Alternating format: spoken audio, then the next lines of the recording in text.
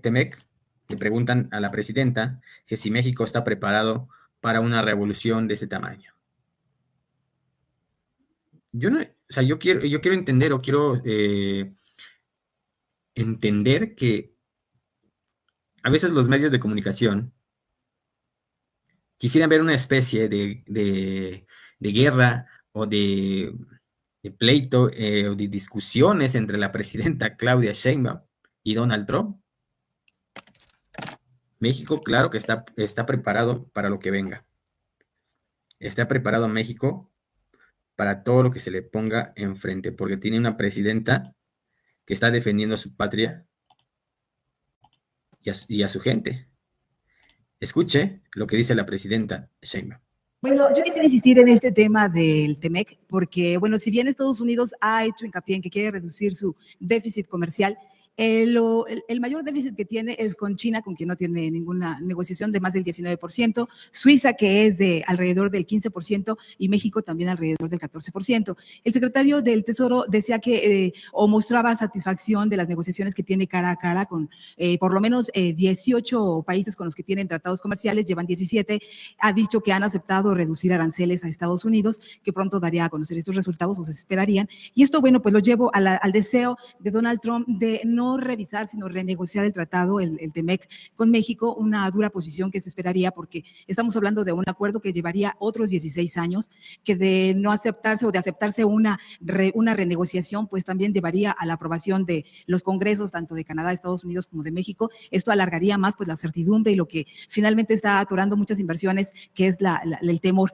Ahora, este déficit también se veía que, por lo menos en Estados Unidos, sus propias empresas, ante el temor de ver qué podría ocurrir con su política comercial, pues se desataron a comprar, a aumentar las importaciones hasta en un 41%. Entonces ahora tenemos un problema, o tienen ellos un problema, que a su vez pues también que genera… creció más el déficit. Exactamente, ellos mismos lo provocaron, pero esto pues finalmente también tiene algunas consecuencias o repercusiones en México. Entonces, en pocas palabras, presidenta, ¿tiene ya así preparado un plan, como lo hizo en el caso de los aranceles, ahora con este deseo, pues cada vez se ve así a cuentagotas, pero inminente, de una renegociación del TEMEC? ¿México está preparándose para un escenario así? Yo creo que hay que ir por partes, como lo hemos hecho hasta ahora. Como decimos, cabeza fría, y vamos negociando poco a poco y en mucha coordinación y comunicación con el gobierno de los Estados Unidos. ¿En qué situación estamos ahora? Recuerden que el 2 de abril el presidente Trump mostró aranceles a todo el mundo, con excepción de México y Canadá, principalmente, ¿no? Entonces puso aranceles a todo el mundo, a nosotros no nos puso aranceles, fuera de lo que ya había anunciado antes, en automotriz, de vehículos ligeros, y en acero y aluminio, que es también para todo el mundo. Después el presidente Trump, semanas después o una semana después, dijo, a ver, no, todos se quedan en 10% de aranceles, todo el mundo, excluido México y Canadá, y vamos a dar 90 días para resolver los problemas bilaterales. Entonces ellos están hablando con todos los países del mundo. Donde hubo más aranceles pues fue con China, y China también pues hizo lo propio. Entonces estamos, digamos, dentro de ese marco de los 90 días donde Estados Unidos está negociando con Europa, con Japón, con Corea del Sur, con muchísimos países en donde ha sido socio desde hace muchos años y tiene, pues, digamos, son aliados de Estados Unidos de siempre. Entonces, con ellos y con otros países del mundo están negociando. Entonces, primero hay que esperar, pues, ese proceso. ¿Qué pasa con nosotros?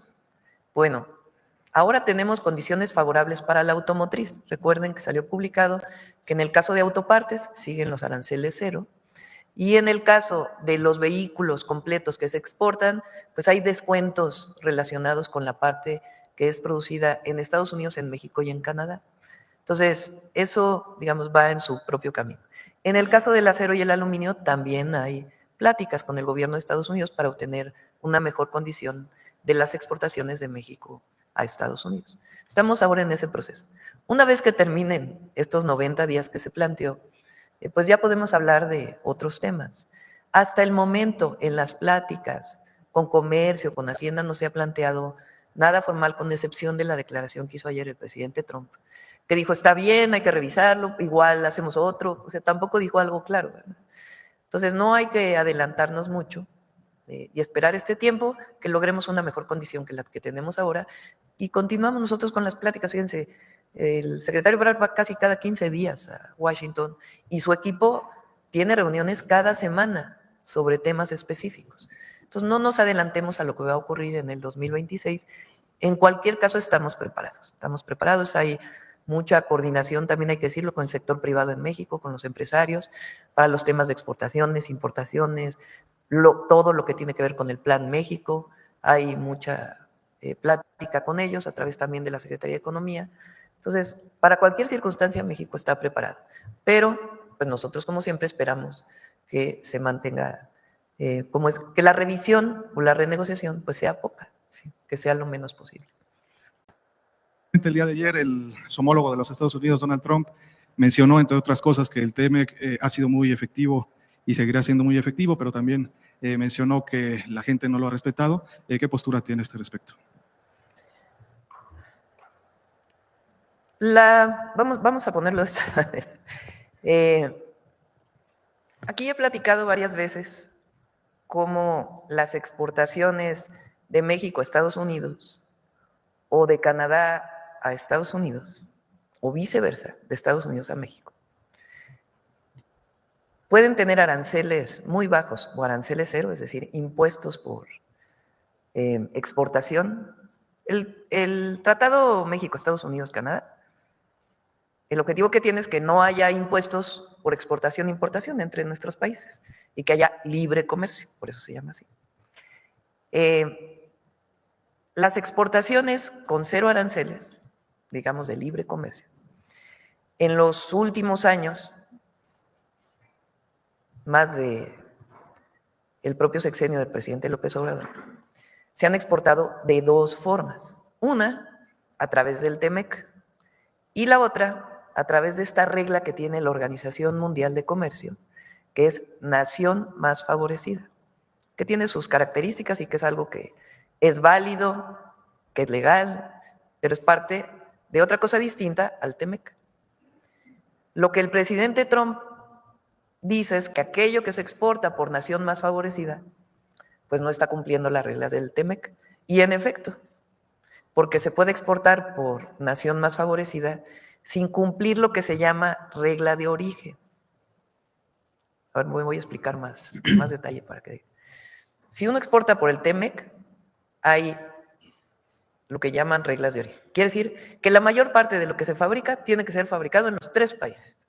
Si exporta a México un coche de México a Estados Unidos, más del 70% tiene que ser fabricado en México o en Estados Unidos o en Canadá, en ningún otro país.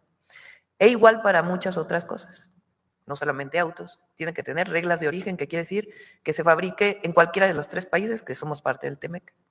Si se exporta por nación más favorecida, no necesariamente cumple con las reglas de origen. Entonces, esto lo sabemos por las pláticas que hemos estado teniendo. El presidente Trump dice, pues eso que no cumple las reglas de origen, pues no está cumpliendo con el TEMEC, y en esencia es cierto. Entonces, ahora lo que no cumple con el TEMEC tiene aranceles en el caso de vehículos y otros productos. Lo que va por el TEMEC tienes libre de impuestos, con excepción también de una parte de vehículos, acero y aluminio. Entonces, él se refiere a esa parte. En su declaración dice, se va a revisar en el 2026 y vamos a ver qué pasa. Hasta ahora no tenemos ninguna otra señal de que el TEMEC vaya a desaparecer. Nada. Al contrario, en las pláticas que se tienen con los secretarios, tanto de Hacienda como de Comercio, se sigue trabajando dentro del TEMEC. Tan es así que nosotros fuimos favorecidos junto con Canadá en que la mayor parte de los productos no tienen aranceles por el TEMEC. Entonces, esa es la interpretación, digamos, que nosotros hacemos de las declaraciones del presidente Trump. Pero al mismo tiempo habla bien del TEMEC. Dice que se va a revisar en el 2026, como ya estaba pactado, pero que comparado con NAFTA, dice él, con el TLC original, pues es mucho mejor, cosa que coincidimos también. Presidenta, el día de ayer el secretario de Agricultura, Julio Verdeguer, dio a conocer que en una reunión con su homóloga estadounidense, de manera muy puntual, Me gustaría preguntar, ¿a usted le preocupa que en esta ocasión, en sus declaraciones, el presidente Trump haya abierto la posibilidad de terminar con el TEMEC? O sea, porque sí lo hace. Pues obviamente nosotros, pues nuestra economía está muy integrada a los Estados Unidos y a Canadá. Así, pues tiene más de 30 años que se ha ido construyendo. Esto lo sabe también el gobierno de los Estados Unidos, porque como que hay que escuchar toda la intervención del presidente Trump. El primero dice, el TEMEC, con sus siglas en inglés, es mucho mejor que el TLC, que NAFTA, ¿no? El USMCA es mejor que NAFTA, mucho mejor, porque el NAFTA era malísimo y el USMCA es bueno, le ha hecho bien a los 3 países. Y bueno, en el 2026 viene la revisión, la renegociación o la terminación, así más o menos esa declaración, que es un poco la manera también de hablar del presidente Trump. Yo creo que si vemos cómo ha sido en este periodo, desde el 20 de enero a la fecha, las definiciones de las tarifas o de los aranceles hacia México y hacia Canadá, pues tenemos una situación preferencial, realmente. Tanto por las pláticas que hemos tenido, por los acuerdos a los que hemos llegado, como porque ellos saben también que ha sido benéfico para los 3 países. Entonces, si nosotros vemos lo que ha pasado en estos meses de este cambio muy profundo en el comercio global, derivado por los cambios que ha decidido el presidente Trump, que sigue siendo Estados Unidos, por más que haya crecimiento de China y de otros países, Estados Unidos sigue siendo la economía más importante del mundo en términos de su Producto Interno Bruto, sigue siendo el mayor consumidor del mundo y en muchas áreas pues sigue siendo el principal país de todo el mundo en términos económicos. Podría dudarse de si ha aumentado mucho el comercio de China en otros países, etcétera, pero sigue siendo la principal economía del mundo. Cuando el presidente de Estados Unidos decide cambiar las reglas del comercio global, pues evidentemente cambia la economía del mundo y por eso pues los cambios que hemos visto en bolsas de valores, en la propia devaluación del dólar frente a otras monedas, y muchas cosas cambian a partir de temas políticos y otros temas que ocurren. Por cierto, nuestro peso está bien. En todo este proceso, el peso ha reaccionado muy bien y lo asociamos a que la economía de México está sólida. Entonces, en ese marco de todos estos cambios, México está en una situación preferencial, también Canadá. ¿Por qué? Pues porque se sabe que el tratado comercial pues, ha sido benéfico para los 3 países y además hay una integración muy grande de las economías. Entonces, si uno lo ve desde esa perspectiva, de lo que ha pasado del 20 de enero a la fecha, pues entonces pues Estados Unidos también quiere conservar el TEMEC o con sus cambios que se puedan generar. Entonces eso es lo que a nosotros nos da mucha confianza y que tenemos muy buen diálogo y coordinación con el gobierno de Estados Unidos, en particular en temas comerciales y en otros temas. Entonces no creemos que vaya a haber esta cosa de que desaparece, pero siempre estamos preparados para cualquier situación. Lo que no va a desaparecer es esta integración económica que hay, que eso lo defienden las propias empresas de capital estadounidense, porque tienen muchas inversiones en México, muchas inversiones en Estados Unidos y muchas inversiones en Canadá. Les pongo un ejemplo. Ayer veía otras empresas que no son de capital estadounidense, por ejemplo, BMW, que es de capital alemán. Ellos tienen una planta en México, que es la de San Luis Potosí, pero tienen una planta grandísima en Estados Unidos. Su planta más grande de BMW está en Estados Unidos. Entonces, y hay, pues sí, exportación e importación entre nosotros, y como ustedes saben, BMW pues no es una de las automotrices que produzca mucho, sino que produce automóviles de más valor. Entonces, toda esta situación pues se está discutiendo en todos, tanto parte de las automotrices y de los gobiernos.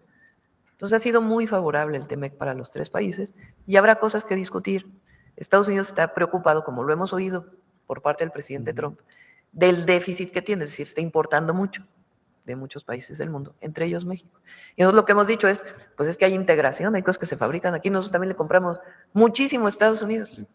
Si nosotros lo vemos como lo que importamos per cápita, entonces, si tomamos los dólares que importamos de Estados Unidos y lo dividimos entre la población de México, somos de los países que más le compra a Estados Unidos, si no es que el más. Entonces, todo esto lo estamos poniendo sobre la mesa y hay buena colaboración. Entonces, dudo que vaya a ser una terminación, es más bien pues el esquema en el que sabemos que a veces se comunican las cosas. Y hay comunicación y en cualquier caso hay mucha coordinación con el sector privado para pues no poner en riesgo de ninguna manera nuestra economía. Claro. Ok. Los remanentes dijo que lo iba a informar, creo que la semana pasada daría detalles de cómo será destinados estos recursos. Se esperaría que por lo menos el 70% fuera utilizado para amortizar la deuda que se contrajo en el gobierno de López Obrador. ¿Cómo va eso? No de López Obrador, en general la deuda mexicana.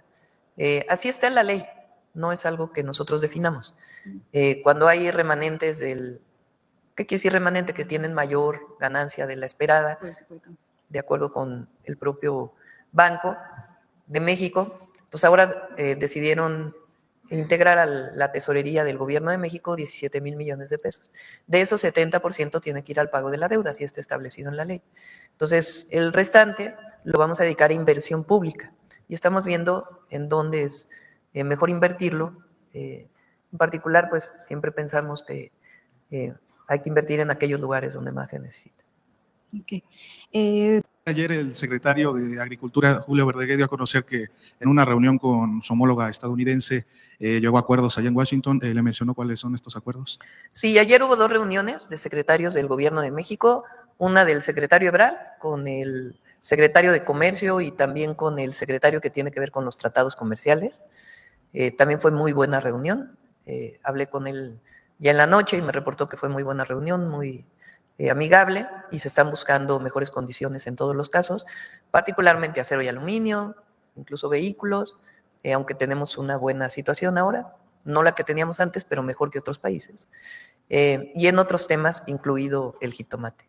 Y por otro lado, el secretario Verdeguer con su homóloga de Estados Unidos, donde trataron el tema del jitomate y otros temas relacionados con el comercio de alimentos. Y en los dos no hay conclusiones todavía, pero hay la idea de seguir avanzando para poder resolver el planteamiento de que pudiera haber aranceles al jitomate. Es decir, hay pláticas y esperamos pues que todo se resuelva para beneficio de ambos países.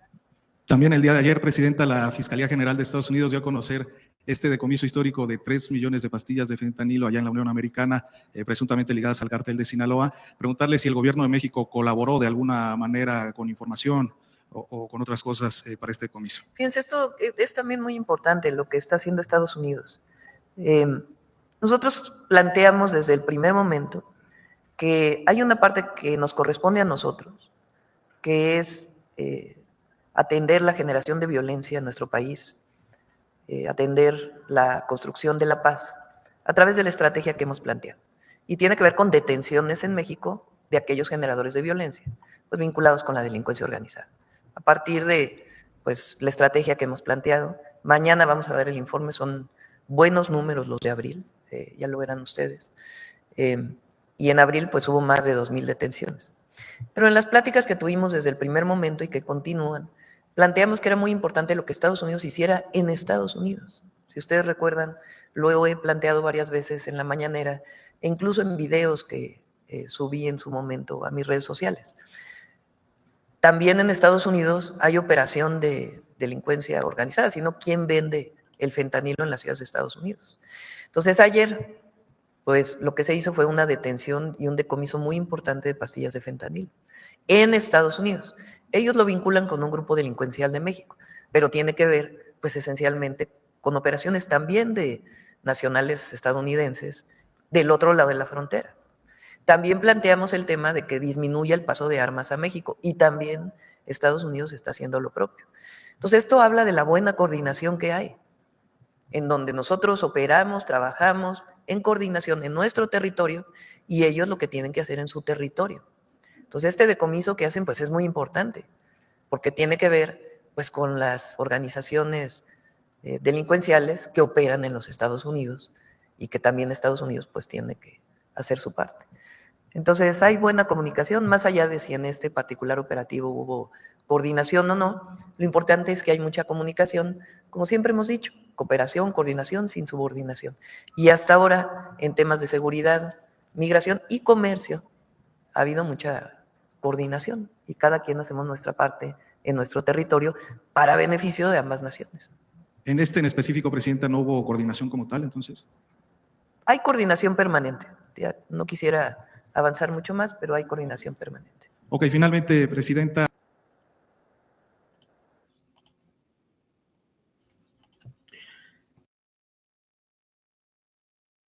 Dice la presidenta Claudia Sheinbaum, colaboración sí, subordinación no. Lo ha venido repitiendo en muchas ocasiones. No tan fácil la presidenta Claudia Sheinbaum se va a dejar doblar o se va a dejar ningunear por Donald Trump. Así Trump declare la guerra a México, pero la presidenta Claudia Sheinbaum no está sola. Tiene millones y millones de mexicanos atrás de ella, quien lo apoya. Y digo, la presidenta Sheinbaum ha estado repetida y repite que la patria se defiende, no se negocia, tampoco se vende. Lo ha dicho en muchas ocasiones la presidenta. Hemos visto cómo ha negociado sobre el tema de los aranceles y todavía nosotros aquellos mexicanos ingratos del PRIAN que todavía dudan de la capacidad de la presidenta Claudia Sheinbaum, que no va a poder negociar ahora con el tema del TEMEC. Sí, tenemos una presidenta que le sobra esto. Sí, tenemos una presidenta muy preparada para los retos que le viene todavía a México. Eso está comenzando todavía. Está comenzando su gobierno y nada más dése cuenta los retos que ha enfrentado durante estos 6 meses de su gobierno. Nada más dése cuenta eso. Todavía se duda de la capacidad de la presidenta. No, ya no es tiempo de dudar. Los aranceles salvó a México. Digo, la presidenta Claudia Sheinbaum salvó de los aranceles a México y no se le aplicaron.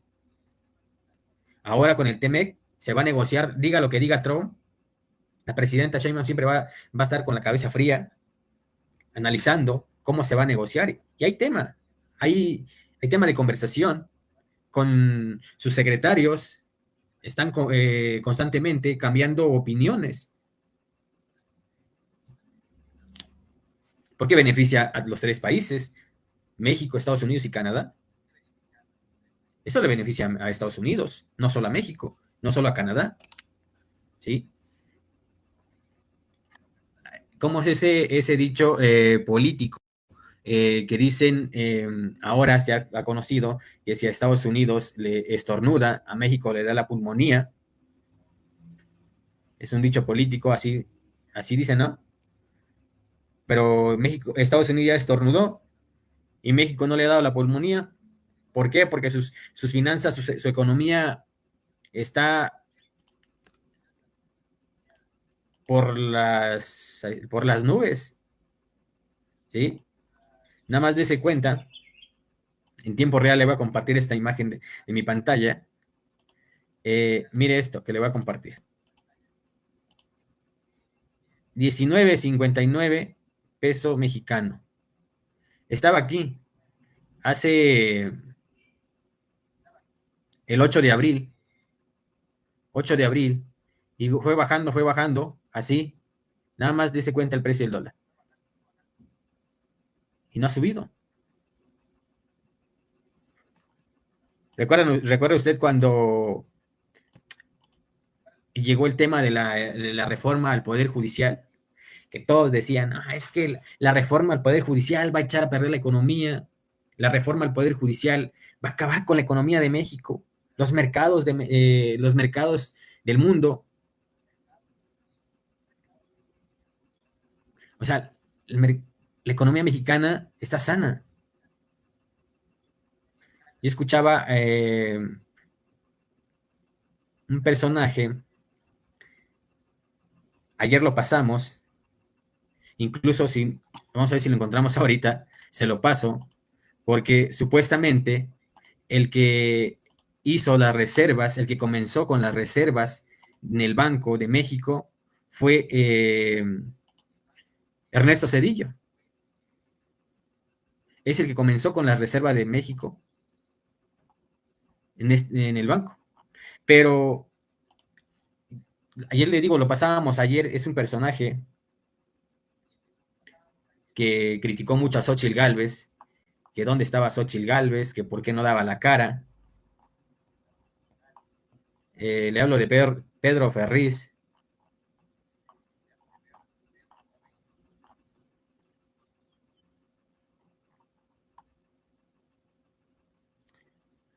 Ahora le digo, pues dice Pedro Ferriz, si Cedillo no hubiera iniciado comenzado con las reservas en el Banco de México, Claudia Sheinbaum no tuviera estos no sé cuántos millones de dólares de reserva, que fue Cedillo, Fox, Calderón, Peña Nieto, o sea, todos ellos hicieron ese ahorro en el Banco de México, pero pues yo digo que ha ahorrado más este gobierno, el gobierno anterior y este gobierno, a comparación de los gobiernos anteriores. A ver, déjenme ver si lo encuentro. Creo que es a ver, lo voy a compartir. Antes de que le comparta, regálenos un like. Se va a acabar México. Empezaremos a ver después de las acciones del Poder Judicial A ver si que México entrará a una ley nueva, diferente a lo que fue en el pasado, cuando el Poder Judicial estaba establecido con gente que se dedicaba al estudio de la observancia de la Constitución en los derechos y obligaciones de todos los mexicanos. Pero después de esta fecha, 1 de junio del 2025, insisto, entrará una nueva ley y espero advertirles con esta reflexión. La nueva ley que vendrá será la ley de la selva, porque desaparecerá el Estado de Derecho. ¿Qué es mucho lo que estoy diciendo? Bueno, habrá gente que seguramente me estará criticando por eso, porque son cuatroteístas de hueso colorado. Y todo lo que hace la Cuarta Transformación está bien. Nada tiene problemas, nada tiene defectos, nada es mal aplicado y todo es para el bien del pueblo sabio. Pero después del 1 de junio del 2025, la ley de la selva se instalará en México. Y creo que todos los abogados sensatos tendrán que dejar el oficio, tendrán que abandonar su carrera y su vocación, porque la ley no se va a poder observar en nuestro país. Habrá jueces, ministros y magistrados incapaces, unos, corruptos, todos, sesgados, por supuesto, dependientes de quien los haya dejado pasar hasta donde se estarían instalando, en sus ministerios, en sus juzgados, en sus magistraturas. Pero yo también te quiero decir que, además, verdaderamente se me hace complicado tener que pronunciar esto, pero es mi obligación hacerlo. Yo creo que es demasiado pronto para poder decir que estas elecciones valdría la pena acudir a ellas y participar como ciudadanos en esta recomposición, que es más bien la descomposición del sistema jurídico mexicano. No votes. Y a partir del 1 de junio y en adelante, cuida lo tuyo, porque no habrá nadie que te pueda defender de un arrebato, de una intransigencia, de un poder encima de ti que pueda disponer de todo lo tuyo sin que haya la menor vergüenza, porque todo estará cobijado bajo el principio que el pueblo sabio fue el que tomó la determinación de desaparecer al Poder Judicial para instaurar el poder del terror. Pienso que mi país se va desmoronando. Estoy seguro que hacia el futuro nos tendremos que reconstituir, pero hoy México se está destrozando a pasos acelerados. Piénsalo. Y sobre todo, cuídate, porque pronto no habrá nadie que te defienda. Poner las cosas en contexto, y me sorprende que la presidenta de este país, bueno, la que está en funciones, no tenga una noción de lo que pasó realmente en la historia. Y por eso pretendo explicárselos a ustedes y que le llegue a la pobre señora Sheinbaum. Ella le está pidiendo cuentas al expresidente Ernesto Zedillo por el FOBAPROA. Yo quisiera decirles que cuando llegó Ernesto Zedillo al poder en diciembre de 1994, recibió un país quebrado. Regálanos un like y vamos a continuar. Las reservas del Banco de México eran de 19 mil millones de dólares y en el mes de diciembre se tuvieron que pagar algo así como 13 mil millones de dólares y quedaron en las arcas de la nación, en el Banco de México, un poquito más de 5 mil millones de dólares. Era todo lo que teníamos. El país, Ernesto Zedillo, recibió al país quebrado. Regálenos un like en señal de apoyo. Yo le agradezco muchísimo y continuemos. La pobre de la señora Sheinbaum, en lugar de pedirle cuentas a Ernesto Zedillo, que hizo una labor extraordinaria reestructurando la deuda de México, haciendo que México no se convirtiera en un cliente moroso para el mundo y que se mantuviera la credibilidad por la estructura económica de nuestro país, le reclama a Ernesto Zedillo cuando lo debería de haber felicitado. A quien habría que haberle hecho algún tipo de reclamo, por supuesto, ella no lo sabe. Pero se lo digo, mira, Claudia, pídele cuentas a Carlos Salinas de Gortari. Él fue el que cambió, además creo que necesariamente, un país que era totalmente cerrado, así como lo quieres hacer tú, bueno, como lo quiere hacer tu jefe, y lo hizo un país abierto al mundo. Y se celebró el Telecán, el Tratado de Libre Comercio. En ese 1994, te recuerdo, también surgió el EZLN como una especie de reacción de lo que estaba transitando México de una economía cerrada a una economía abierta. Pero lo que tú no, en medio de tu ligereza, lo que tú no te das cuenta es que si hay que hacerle responsable a Zedillo por un FOBAPROA, habría que hacerle responsable a López Obrador por el equivalente a 7. Sí, a 7 FOBAPROAs, igual al que tú le reclamas a Ernesto Zedillo.